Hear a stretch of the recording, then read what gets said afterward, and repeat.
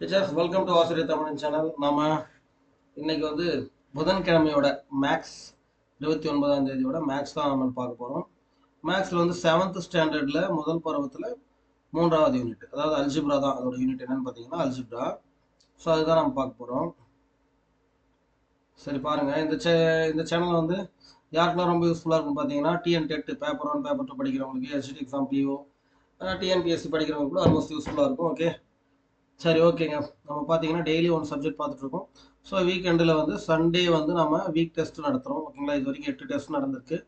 இந்த வாரம் வந்துச்சுன்னா 9வது டெஸ்ட். ஓகேவா, சண்டே மட்டும் வீக் டெஸ்ட் நடத்துவோம். ஓகே, நம்ம வாரம் பூரா எடுக்கிற லெசனை வந்து சண்டே வீக் டெஸ்ட் நடத்துவோம். எல்லாரும் தெரிஞ்சிருக்கும். ஓகே பாருங்கள், பயிற்சி 3.1 கொஞ்சம் ஜூம் பண்ணிக்கலாம், ரொம்ப சின்னதாக இருக்குது. ஓகே, இங்கே பார்த்தீங்கன்னா 16 - 7 என்னும் கோவையின் மாறி எது? ஸோ இப்போ நம்ம எக்ஸாம்பிள்லாம் நம்ம பார்க்கறது இல்லை. ஸோ எக்ஸாம்பிள் பார்க்கறது இல்லை, lesson by lesson, line by லைன்லாம் நடத்துறது இல்லை. நம்ம ஸ்கூல் பிள்ளைங்க மாதிரி நேராக பயிற்சி கணக்கு தான் போகிறோம். ஸோ அப்படி இருக்கும்போது உங்களுக்கு ஒரு சில டவுட்ஸ் வந்து வரதுக்கு வாய்ப்பு இருக்குது. ஸோ அந்த ஒரு எக்ஸ்பிளேஷன் மாதிரி நம்ம இப்போ வந்து பண்ணிடலாம். இப்போ பார்த்தீங்கன்னா மாறி அப்படின்னா என்ன, அதாவது மாறி என்றால் என்ன, மாறிலி அப்படி என்றால் என்ன? ஓகேங்களா, இங்கிலீஷ் மீடியத்தில் வந்து வேரியபிள்ஸ்னா என்ன, கான்ஸ்டன்ட்னா என்ன அப்படின்னு கேட்குறாங்க. கான்ஸ்டன்ட், சரி, கான்ஸ்டன்ட். ஓகேங்களா, மாறி அப்படின்னா வேரியபிள்ஸ்னு சொல்லுவோம்.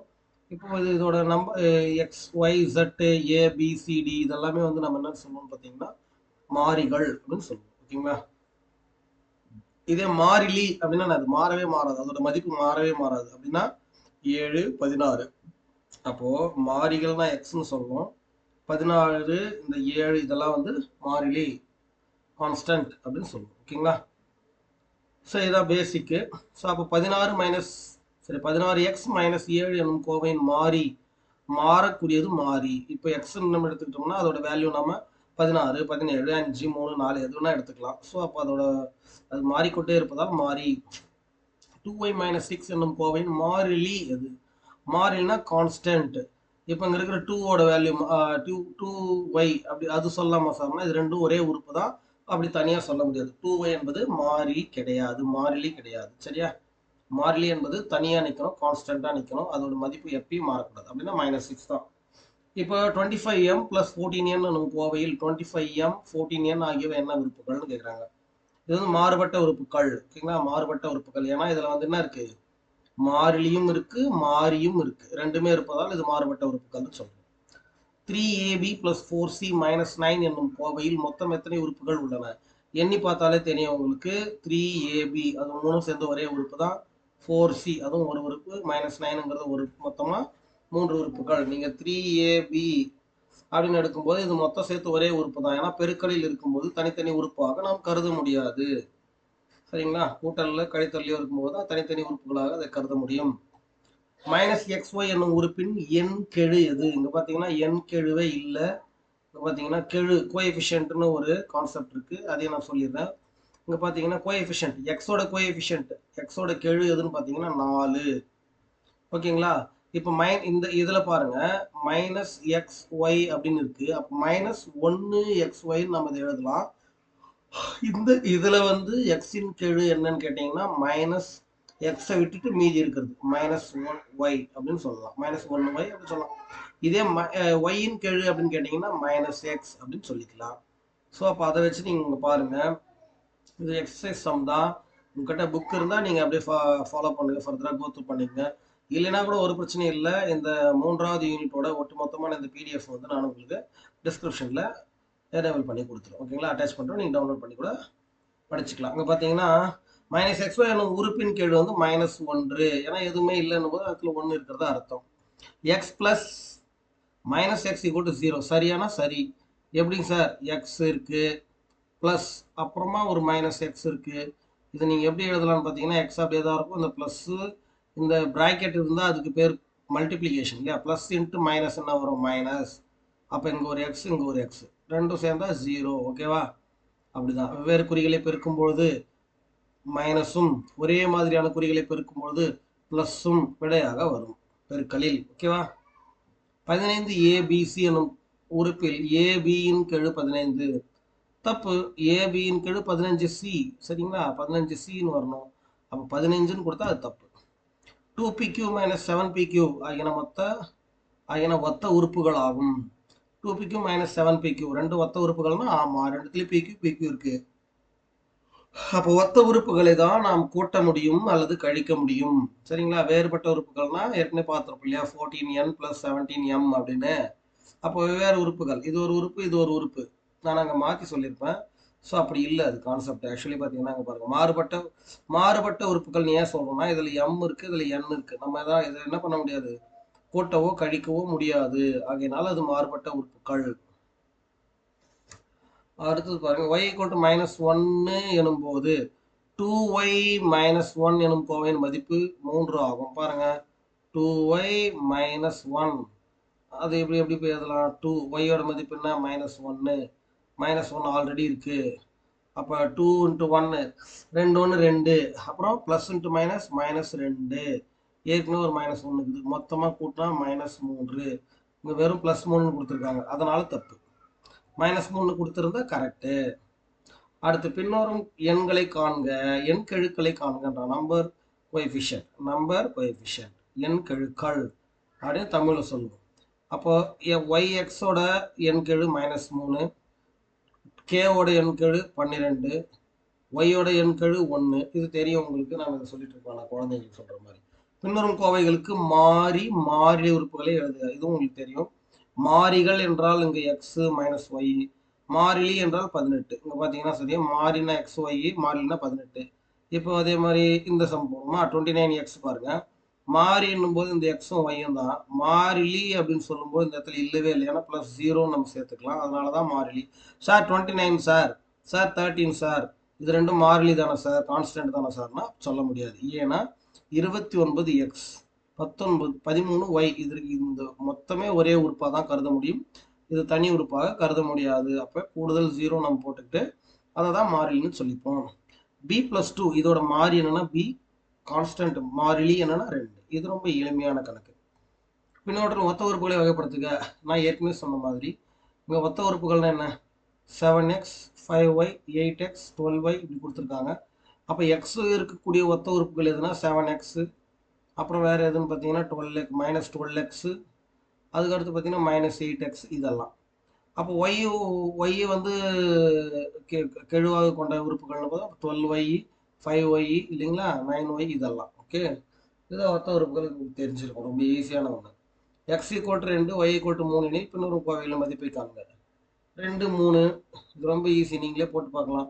எக்ஸுக்கு பதிலாக 2ன்னு போடுறோம், முதல் கணக்கு போட்டுட்டு இருக்கேன். -3 ஒய்க்கு பதிலாக 3ன்னு போடுறோம். அப்போ என்னங்க வரும், பிராக்கெட் இருந்தால் பெருக்கலாக அர்த்தம். 2 2 4, 2 ஒரே குறி, ப்ளஸ் இன்ட்டு ப்ளஸ் ப்ளஸ், அது போட தேவையில்லை. இங்கே பார்த்தீங்கன்னா 3 3 9, இங்கே மைனஸ் இருக்கிறதுனால -9. ஓகே, அப்போ 4 - 9 என்ன வரும், வெவ்வேறு குறிகள் உள்ளதை வந்து நம்ம கூட்டும்போது கூட்டல என்ன வரும், கழிக்கணும். பெரிய எண் வந்து சின்ன எண்ணை கழிச்சுட்டு பெரிய எண்ணுக்கு உண்டான குறி போடணும். அப்போ -5. ஓகே, இதே மாதிரி தான் இது எல்லாமே. சரி, எக்ஸ் மற்றும் ஒய்யின் கூடுதலின் 3 மடங்கு என்ன சொல்றாங்க, எக்ஸ் மற்றும் ஒய்யின் கூடுதலின் 3 மடங்கு அப்படின்னா இதுதான். எக்ஸ் மற்றும் ஒய்யை கூட்டிட்டு அதை 3ஆல பெருக்கிக்கணும் என்னும் வாய்மொழி கூற்றுக்கு பொருத்தமான இயற்கணித கூற்று. இப்படியே போடலாம், இல்லை 3 முதல்ல போட்டு x + y வந்து ரெண்டாவதாகவும் போடலாம். இங்கே பாருங்க, முதல்ல ஆப்ஷன் இருக்கு, அதுதான் கரெக்டான பதில். -7mn என்னும் உறுப்பின் கெழு என்ன? கெழு நம்ம இது கெழுன்னும் போது mn -7 எடுத்த உடனே எண் கெழு தான் கேட்பாங்க. எண் கெழு கேட்கும்போது -7. ஓகேங்களா, இருக்கு பாருங்க, -7 இருக்கு. ஸோ அதுதான் நம்பர் கோஎஃபிஷியன்ட்னா எண் கெழு. ஒத்த உறுப்புகளின் இணையை தேர்ந்தெடுக்க. 7p 7x 7r 7x -4x 4 -4x 7 இதுதானே. ரெண்டுத்துல எக்ஸ் இருந்தால் அதுதான் ஒத்த உறுப்புகள். ஏவோட மதிப்பு 3, பியோட மதிப்பு 2 அப்படின்னாக்கா 7a ஏன்றதுல என்ன பண்ணணும், 3 போடணும். -4b பின்றதுல என்ன பண்ணணும், 2 போடணும். என்ன வருங்க, 7 3 21 -4 2 8. அப்போ 21லேருந்து 8 போனால் 13. அதுதான் விடை. ரொம்ப ஈஸியாக இருக்கு பாருங்க. சரியா, ஸோ அடுத்தது ஒன்றும் இல்லை இதில். அடுத்து பயிற்சி 3.2ல் இயற்கணித கோவைகளின் கூட்டல் மற்றும் கழித்தலை பார்க்குறோம். -7b மற்றும் 2bயின் கூடுதல் +2bன்னு போட்டுக்க வேண்டியது தான். இதில் என்ன இருக்குது, அப்போ 7b 5 2 2b ஓகேங்களா. இது ரெண்டும் ஒரே மாதிரியான மொத்த உறுப்புகள் தான். அப்போ நம்ம கூட்டவோ கழிக்கவோ செய்ய முடியும். -7லிருந்து 2 போனால் என்ன வரும்னா -5. பெரிய எண்ணும் சிறிய எண்ணை கழிச்சுட்டு பெரிய எண்ணுக்கு உண்டான குறியை போட்டுக்கிறோம். -5b என்பது தான் கரெக்டான பதில். 3mலிருந்து 5m கிடைப்பதுன்னா வரும். 3mலிருந்து இங்கே பாருங்க, நீங்கள் பார்த்தோன்னே 5mலிருந்து 2m 3m கழிச்சு 2mனு போட்டுறக்கூடாது. 3m -3m எழுதிக்கணும். கழிக்கணுன்றாங்க, அப்போ கழித்தல் 5m இப்படி போடணும் நீங்கள். இப்போ என்ன ஆச்சுன்னு கடி பாருங்க, கூட்டலிலோ கழித்தலிலோ ஒரே மாதிரியான குறிகள் இருந்தால் நம்ம கூட்டிக்கணும். அப்போ 3m 5m கூட்டினா 8m. இதில் வந்து பெரிய எண்ணுக்கு மைனஸ் இருக்கிறதுனால மைனஸ் குறின்னு கூட போட்டுக்கலாம் நீங்கள். பொதுவான குறி அல்லது பெரிய எண்ணோட குறி -8m. இங்கே பாருங்க, சரியா தவறா கேட்டிருக்காங்க. 8x + 3y மற்றும் 7x + 2y இந்த கோவையை கூட்ட முடியாதுன்றாங்க. இது பார்த்தீங்கன்னா x + y, இங்கேயும் x + y. இதில் எப்படி இருந்தாலும் நம்ம கூட்டல வந்து எப்படி இருந்தாலும் நம்ம என்ன பண்ணிக்கலாம், கூட்டிக்கலாம், ஒரு பிரச்சனையும் இல்லை. ஓகேங்களா. சிங்கிள் டேர்மாக இருக்கும்போது கூட நம்ம கூட்டிக்கலாம், அது வேறு விஷயம். ஸோ அப்போ இது ஒரே மாதிரி குறியை வந்து கூட்ட முடியாதுன்னு ஏன் கூட்ட முடியாது, கூட்டலாம்.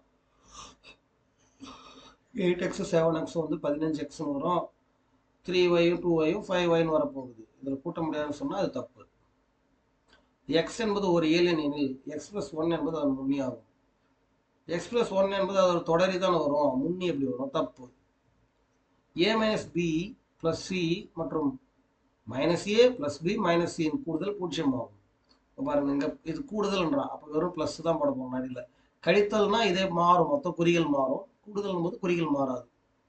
இது புரியலையா? பாருங்க, a - b + c, அப்போ கூட்டல் -a + b - c. இதே இங்கே கழித்தலாக இருந்தால் -× ப்ளஸ், -× மைனஸ், -× ப்ளஸ் அப்படின்னு சொல்லி எல்லா குறிகளும் மாறும். கூட்டல்ல குறிகள் மாறல. சரிங்களா, அதுதான் சொல்ல வந்தேன். +× மைனஸ் தான், அப்போ -a. +× ப்ளஸ் தான், +b. +× -c. இப்போ இது +a-க்கு -a, -b-க்கு +b, +c-க்கு -c எல்லாமே கேன்சல் ஆகிடுறதுனால 0 கிடைக்கும். அப்போ இது கரெக்டு. சரிங்களா. இதெல்லாம் கூட்டுதல்ன்றான், கூடுதல் கழித்தல் இதெல்லாம் நமக்கு நல்லா தெரியும். 12Kலேருந்து 4K போனால் 8K. இதெல்லாம் நமக்கு சொல்ல வேண்டியதெல்லாம் இல்லை. இதெல்லாம் ரொம்ப எளிமையான கணக்குகள். இது கழித்தல், இதை வேணால் பார்க்கலாமா? இது ஒரு கணக்கு பார்த்துக்கலாம். இது எல்லா சம்ஸ்க்கும் இந்த பிடிஎஃப்ல சால்வ் பண்ணி சொல்யூஷனோடு கொடுத்துருக்கு. ஸோ நம்ம மொத்தமாக வந்து எக்ஸ்பிளைன் பண்ணிட்டு இருந்தால் நமக்கு ரொம்ப லேட் ஆகுன்றதுனால கொஞ்சம் டவுட்டாக இருக்கிறது, உங்களுக்கு கொஞ்சம் பெரிய சம்மா தெரியுது மட்டும் நான் பண்ணுறேன். மற்றதெல்லாம் நீங்கள் வந்து இந்த பிடிஎஃப் வச்சு நீங்கள் ஒர்க் அவுட் பண்ணி பார்க்கணும். 7th ஸ்டாண்டர்ட் மேக்ஸ் தான், முடிச்சுக்கலாம் அப்படின்னு கேர்லெஸ்ஸாக இருந்துடாதீங்க. கண்டிப்பாக ஒர்க் அவுட் பண்ணி பார்க்கணும். ஓகே, ஏதாவது மிஸ்டேக் இருக்குது இல்லை ஏதாவது டவுட் இருக்குது அப்படின்னா நீங்கள் எனக்கு கால் பண்ணலாம். சரி, மெசேஜ் பண்ணலாம். ஓகே, 13x கழித்தல் கழிக்க சொல்லியிருக்காங்க, அதனால் கழித்தல் குறி போட்டிருக்கேன். இந்த ப்ராக்கெட்டில் இருக்கிறத மொத்தமாக அப்படியே எழுதுறேன். 13x + 12y - 5. 12y - 5. இப்போ என்ன பண்ணணும்னா 27x அப்படியே வச்சுக்கிட்டு +5y இங்கே இருக்கிறது எல்லாமே அப்படியே வச்சுக்கணும். ஓகே, இந்த இடம் பாருங்க, -× +, -13x. ஓகேவா, மைனஸ், ஏன்னா ப்ராக்கெட்டுக்கு அதனால தான் பெருக்கிறேன். -× +, -12y யாரும் போட்டிருக்காது. -× +5 இப்படி தான் போகணும். ஓகேவா. இப்போ பாருங்க, 27x இருக்கு, இங்கே 13x இருக்கு. நீங்கள் இது ரெண்டுத்தையும் கூட்டும் பொழுது என்ன ஆகும்னா கழித்தல் ஆகும். 27லேருந்து 13 கழிக்கிற மாதிரி இருக்கும். அப்படின்னா 14 தான் மீதி வரும். 14x தான் பெரிய எண்ணுக்கு உண்டான குறி, ப்ளஸ் போட்டுக்கலாம். 5y இருக்கு, இங்கே -12y இருக்கு. இதை ரெண்டுத்தையும் கூட்டினீங்கன்னா பெரிய நம்பர் வந்து சின்ன நம்பர் கழிக்கிற மாதிரி வரும். ஏன்னா வெவ்வேறு குறியாக இருக்கிறதுனால கழிக்கிறோம். கழிக்கும்போது 7yன்னு கிடைக்கும் உங்களுக்கு. -43 + 5, இங்கேயும் நம்ம வந்து 38 மைனஸில் தான் வரும். அப்போ 14x - 7y - 38 இருக்கா. இதே போல தான் மற்ற கணக்கெலாம் ரொம்ப எளிமையாக தான் இருக்கும். சுருக்குக்கனால இதுதான் கூட்ட போகிறோம் கழிக்க போகிறோம் அப்படின்னு சொல்லிட்டு இதை எப்படி சுருக்கி கூட்டிருக்காங்க, x + y - z. ஸோ அதே தான், x + y - z + 3x - y 5y + 7z இப்படி போட்டு எடுத்து இந்த ப்ராக்கெட்டில் இருக்கிறது எல்லாத்தையும் எடுத்து வெளியே எழுத வேண்டியது தான். வேறு என்ன விஷயம், வேறு ஒன்றுமே இல்லை. இப்போ பார்த்தீங்கன்னா ப்ளஸ் இருக்குது, ஸோ எதுவும் மாறாது. ஆனால் இங்கே மைனஸ் இருக்குதுன்னா இதோட குறிகள்லாம் மாறும். +14x வந்து -14x ஆகும், +7y - 7y ஆகும், -6z + 6z ஆகும். இவ்வளோ தான் அதில் வேரியேஷன். மற்றதெல்லாம் எக்ஸ் இருக்குது, இங்கே எக்ஸ் இருக்குது. 3x + x 4x, இந்த 14x வந்து கிடைச்சுன்னா -10x கிடைக்கும் போது y + -5y, இது ரெண்டும் கூட்டும்போது -4yன்னு வந்துடும். இதோடு சேர்த்துனீங்கன்னா -7y -4y -11y வரும்.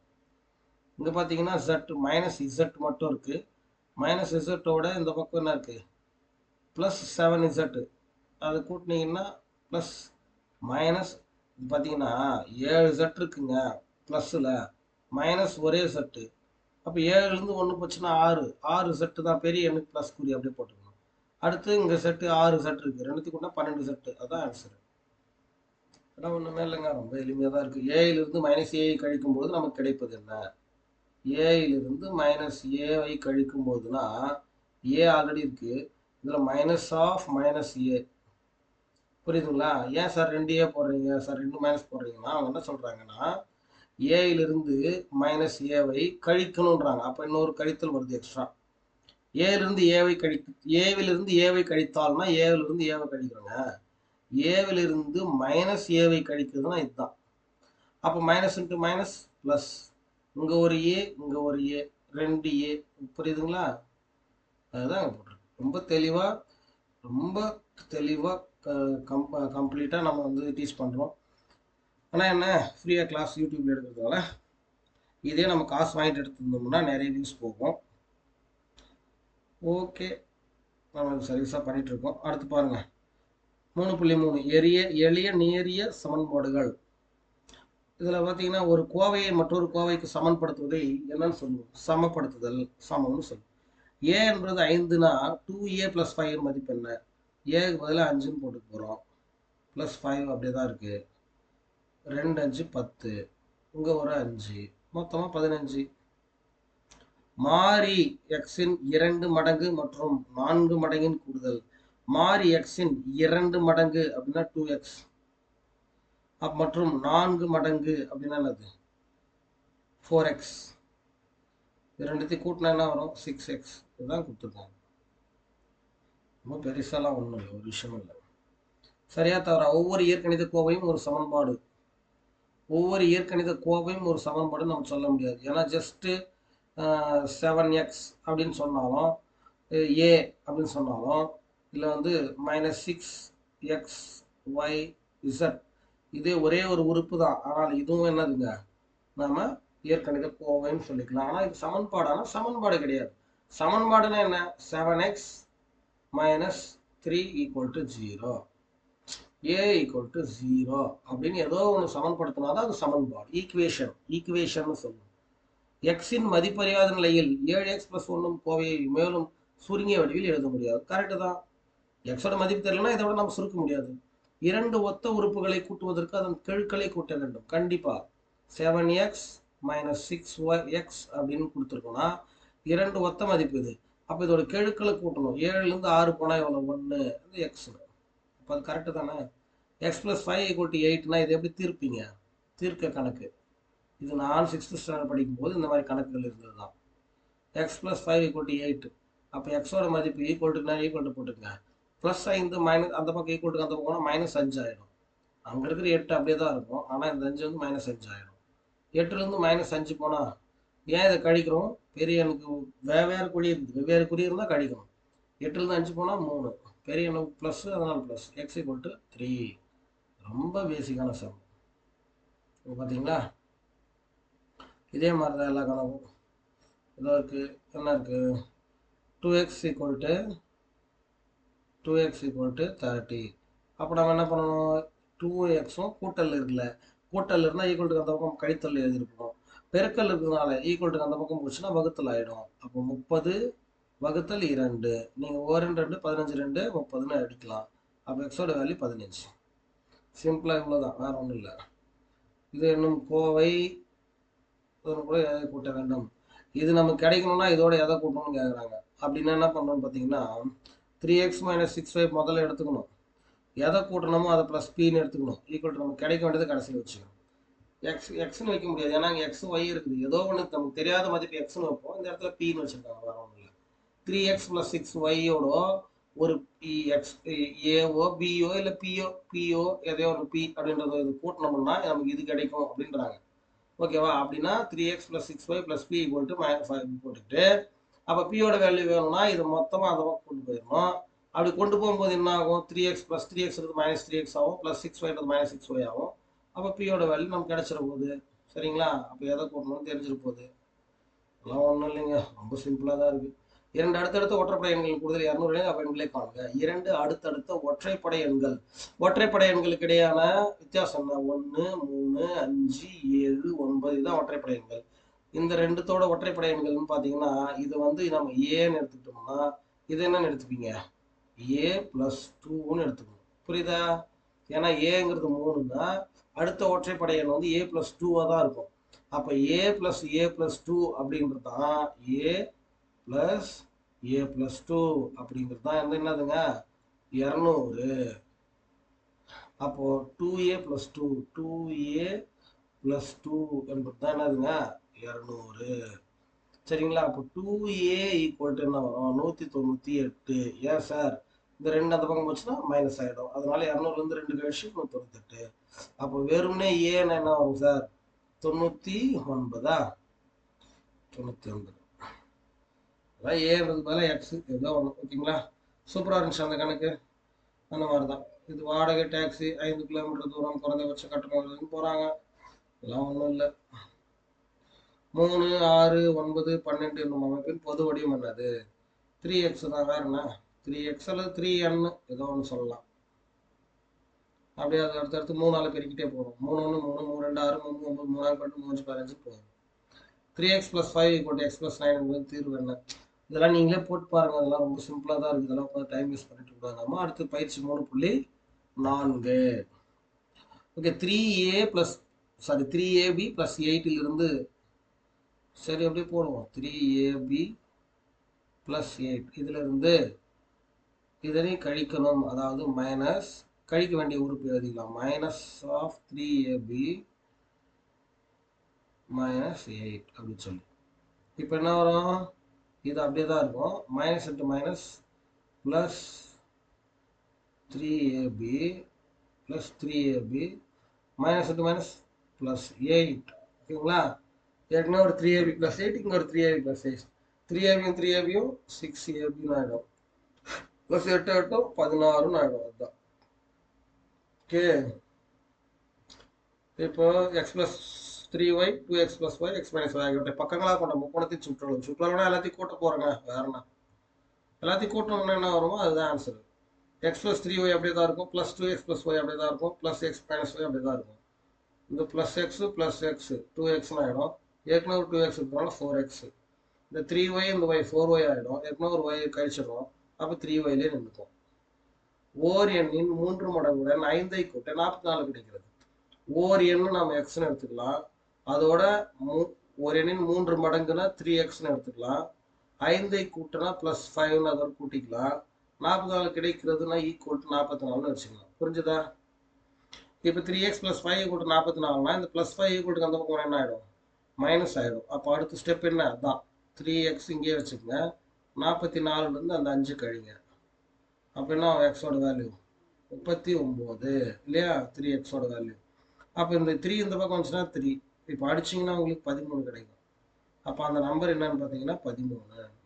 சரியா? ஓகே, இது எவ்வளவு சிறிய கோவைன்னு கேட்குறாங்க. இதை விட இது. அப்போ இதை விட இதுதான் பெருசு. அப்போ இதை முதல்ல போடுங்க, இது ரெண்டாவது போடுங்க, கழிங்க. கழிக்கும் போது இந்த 2ab குறி மாறும், +4ab மைனஸ் ஆகும், +c -c + c ஆகும். கழிச்சிங்கன்னா உங்களுக்கு வந்துடுங்க. எல்லாம் ஒரே மாதிரியான கணக்குகள் தான். மேற்சோதனை கணக்குகள். அதுதாங்க. இது ரெண்டுத்தோட கூடுதலிருந்து இது ரெண்டுத்தோட கூடுதலை கழிக்கணுமா? அப்போ நீங்கள் இது ரெண்டுத்தையும் கூட்டணும், அப்புறம் இது ரெண்டுத்தையும் கூட்டணும், அப்புறம் இது ரெண்டுத்தையும் கழிக்கணும். ஓகே, சும்மா பெரிய வேலையை தானே தவிர கணக்கெல்லாம் ஒன்றும் புரியல சார், கஷ்டமாக இருக்குது அப்படிங்கிற மாதிரி எதுவுமே இல்லை. ஸோ இப்போ உடன் எந்த கோவையை கூட்டினாலும் அது கிடைக்கும். அப்போ நீங்கள் எக்ஸ்னு ஒரு கோவை வச்சு இதோட ப்ளஸ் எக்ஸ்னு ஒரு கூட்டி இது பாருங்க ஈக்குவல்ட்டுன்னு சொல்லி இந்த பக்கம் இருக்கிறது வச்சிங்கன்னா, எக்ஸ் மட்டும் வச்சுக்கிட்டு மீதெல்லாம் அந்த பக்கம் அனுப்புனீங்கன்னா உங்களுக்கு ஏற்கனவே நம்ம இந்த கணக்கு போட்டோம்ல அதே மாதிரி ஆன்சர் வந்துடும். ஓகே டீச்சர்ஸ், இவ்வளோதான். இதில் வந்து பெருசாக ஒன்றும் சொல்லிக்கிற அளவுகெல்லாம் ஒன்றும் இல்லை. பின்வரும் கூற்றுக்கு பொருத்தமான இயற்கணித கூற்று தரும். ஒரு செவ்வகத்தின் ஒரு செவ்வகத்தின் பரப்பளவுக்கும் சுற்றளவுக்கும் இடைப்பட்ட வித்தியாசம் 20. இது நீங்க வந்து எப்படி வந்து இயற்கணித சமன்பாட்டா எழுதுவீங்க. ஒரு செவ்வகத்தின் பரப்பளவு அப்படின்னா என்னதுங்க? L into B. ஓகேவா? அதே சுற்றளவுக்கும் இடைப்பட்ட வித்தியாசம். சுற்றளவு என்னன்னு சொல்லுவீங்க? 2L 2L + 2B இல்லையா? ஓகே. இடைப்பட்ட வித்தியாசம் 20. அப்போ இதுக்கும் இதுக்கும் இடைப்பட்ட வித்தியாசம் 20 = 20. வரண்டா. இப்போ இங்கே பாருங்க, எல்பி இருக்கு, இங்கே எல்பி அந்த பக்கம் வெளியே இருக்கு. இதை நீங்கள் இப்படி கூட எழுதலாம். எல்பி மைனஸ் இந்த ரெண்டுத்தையும் வெளியே எடுத்துட்டீங்கன்னா 2 of L + B = 20. சரிங்களா? அதுதான் அங்கே எழுதியிருக்காங்க. ஓகே, கூட்டுக 2A + B + 3C A + 1/3 of B + 2/5 of C. இதெல்லாம் ஒன்றும் இல்லைங்க. அதெல்லாம் இங்கே பாருங்கள், 2A + B + 3C அப்படியே வச்சுக்கோங்க. ஓகே, அப்போது 2A + A, இந்த A அங்கே வந்துருச்சு. ஓகே, இது மட்டும் போடலாங்களா? 2A + B + 3C கூட்டணுமா? கூட்டிடுவோம். Plus A + 1/3B + 2/5C. இப்போ என்ன பண்ணணும்? ஒன்றும் பண்ண வேண்டாம். 2A இருக்கு, இங்கே ஒரு A இருக்கு, அப்படின்னா 3Aன்னு எழுதிக்கலாம். இதையும் கூட்டியாச்சு. B இங்கே B இருக்கு, இது ரெண்டுத்தையும் கூட்ட போகிறோம். அப்படின்னா ப்ளஸ் B + 1/3B அப்படின்னு எடுத்துக்கிறோம். அடுத்து ப்ளஸ் இங்கே C இருக்குது, 3C இருக்கு, 3C + 2/5 2/5C. அப்போ நம்ம இது ஏற்கனவே இந்த கலப்பு இந்த இது வரைக்கும் நீங்கள் கூட்டி பாருங்களேன், என்ன வரும்? இங்கே பை 1 இருந்த மாதிரி நீங்கள் குறுக்கு பெருக்கல் கூட பண்ணிடலாம். மீசியமாக எடுத்தீங்கன்னா அதே 3 தான் வரும். ஸோ நீங்கள் குறுக்கு பெருக்கல் மாதிரி பண்ணிங்கன்னா 3 × B 3B + 3B + B / 3. Okay, அங்கே என்ன வரும்? இங்கே பை 1 இருக்கிற மாதிரி அர்த்தம். இதையும் குறுக்கு பெருக்கல் பண்ணுங்க. 15C 15C + ஒரு 2C / என்ன இருக்குது? 1 தான் இருக்குது. அப்போ அடுத்து என்ன? 3A அப்படியே தான் இருக்கும். 3B + B னா 4B 4B / 3 ப்ளஸ் இங்கே நான் 17C / இங்கே இருக்கிற 5 1ன்னு போட்டேன், தப்பு, 5. ஓகேவா? அவ்வளோதான் கைஸ். சாரி ஃப்ரெண்ட்ஸ், டீச்சர்ஸ், அவ்வளோதான். இதில் இங்கே வேறு ஒன்றும் நம்ம பெருசாக ஒன்றும் சொல்லிக்கிறதுக்குலாம் ஒன்றும் இல்லை. எல்லாமே ரொம்ப எளிமையாக தான் இருக்குது. 7th ஸ்டாண்டர்ட் மேக்ஸிமம் ரொம்ப ஈஸியாக தான் இருக்கும். ஓகே, எல்லாத்தையும் சால்வ் பண்ணி பாருங்கள். இதில் ஏதாவது உங்களுக்கு டவுட்டாக இருக்குது, எதுவும் புரியல அப்படின்னா நீங்கள் எனக்கு வந்து மெசேஜ் பண்ணுங்கள். நான் அந்த பர்டிகுலர் சம் மட்டும் சால்வ் பண்ணிக்கிறேன். ஓகேங்களா? ஸோ இதுலேருந்து நம்ம வந்து ஒரு யூனிட்லேருந்து 10 கொஷின் தான் எடுக்க போகிறோம். ஏன்னா வந்து 100 கொஷின்ஸ் நம்மளால் வந்து டைப் பண்ண முடியல லிட்ரேச்சர்ஸ். அதனால் 50 கொஷின்ஸ் தான் இந்த வாரம் சண்டே டெஸ்ட் இருக்கும். ஸோ இதுலேருந்து 10 கொஷின்ஸ் கண்டிப்பாக வரும். ஓகேங்களா? நாளைக்கு நாம் அடுத்த வீடியோவில் பார்க்கலாம். சயின்ஸ் அண்ட் சோஷியல் பார்க்கலாம். Okay, thank you.